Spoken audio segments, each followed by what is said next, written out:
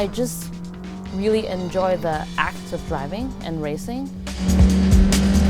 It's pretty much like you're in a roller coaster. Technically, it mimics a roller coaster. You're going down like 200 kilometers down a straight, and then you halt and brake in a very short amount of time.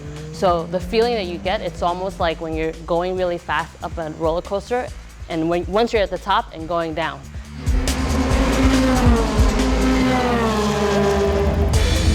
Being a Formula driver while having a full-time job is unprecedented.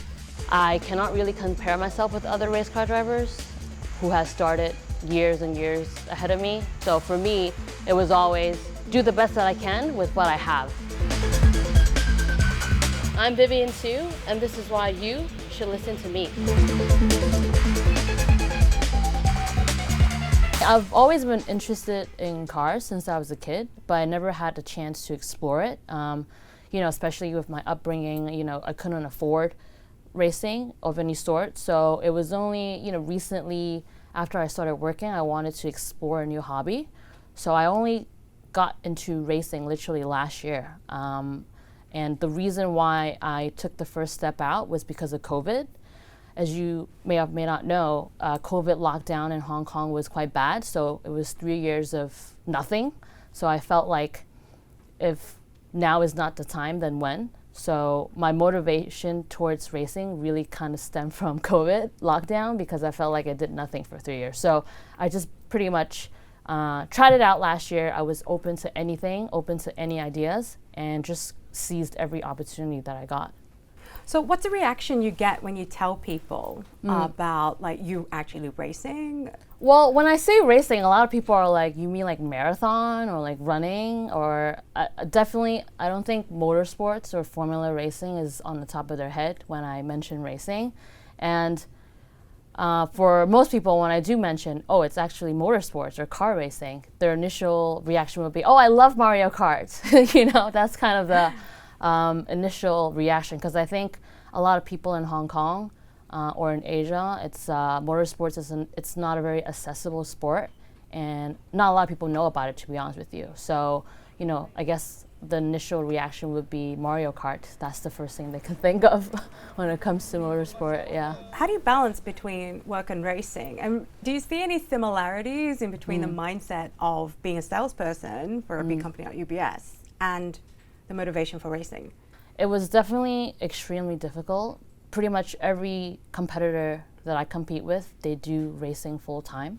So it was definitely extremely difficult for me to balance all the training that goes behind the scenes for racing on top of a full-time job. So I pretty much dedicated every single free moment that I had aside from my full-time job to racing. So for example, last year, every annual leave that I took off from work was something related to racing. So I literally had no days off. So it was definitely very tough. I just try my best to balance the both, really. But again, it's unprecedented. I wish I had someone that's been through the same thing that could have guided me through it, but unfortunately there wasn't. So it was definitely very difficult. Macau is the world's toughest circuit and the most dangerous circuit in the world, because you're an inch away from the wall. And especially when you're going at such high speeds, it's unreal. To get to be a part of this race is almost like a dream come true, or a dream that's unachievable. It's almost like me saying I want to be an astronaut when I was younger. So definitely very, very special. It's amazing, and I can't believe that I've done it all within 6 months, from my first time in a Formula car to participating in it. So definitely a very big moment for myself and my racing team, who kind of been behind everything since day one. But another part, on a more personal level, is that my father, who's no longer with us, he grew up in Macau. And given it's the 70th Macau Grand Prix, I know that in his younger days, he definitely has been at the Macau Grand Prix or watched it or pay attention to it. So for me, the Macau Grand Prix was more of a gift to him, even though he's not here with us. I think he should be very proud. Yeah, and I put his name on the car, by the way.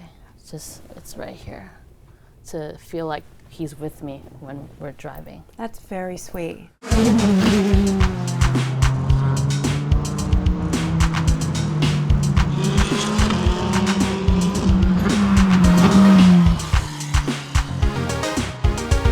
So we are here at Zhuhai International Circuit, and we're here for one of the formula practice sessions today.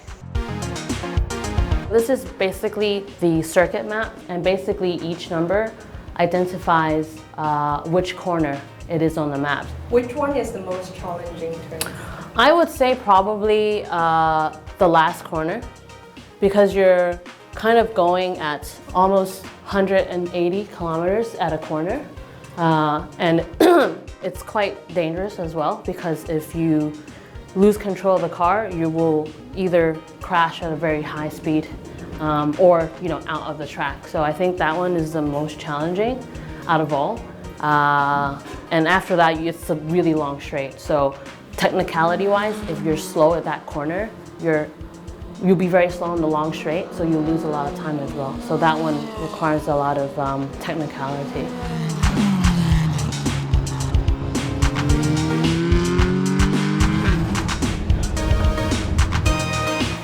It's a very male-dominated sport too. Like, we haven't had anyone on the F1 grid that's a girl, and I think we're starting to get like a couple in F2. One in F3. Yeah. Right? Like, that you're double disadvantaged here. You're an Asian female, starting in this sport. How do you think we could get more women into this sport? Definitely representation matters. Again, I feel like probably in Asian culture or society, expectations, it might be stereotype, right? Like motorsports is a very male-dominated sport. So I remember when I was a kid, when I wanted to play with toy cars, it was looked down upon, right? So I think maybe it's a little bit of culture expectations and just stereotypes to make this sport not as accepted. But I feel like how we can make this more approachable is definitely having more representation. Hence why I hope with what I've done so far can encourage more female to consider this sport, that it's not a male-only sport, like females can do it too, such as myself that did not even come from this world of racing.